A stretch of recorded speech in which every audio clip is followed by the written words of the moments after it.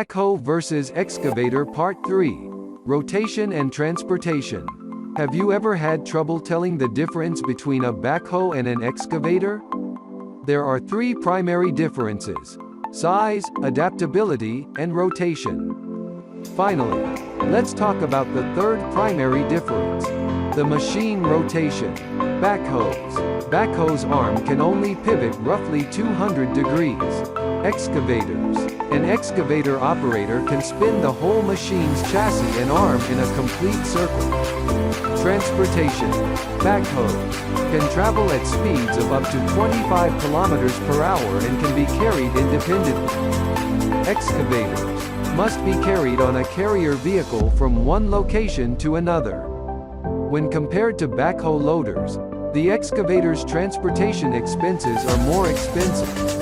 For further information about backhoe and excavator, you can call us today at 469-370-7501 or visit our website at interstateheavyequipment.com.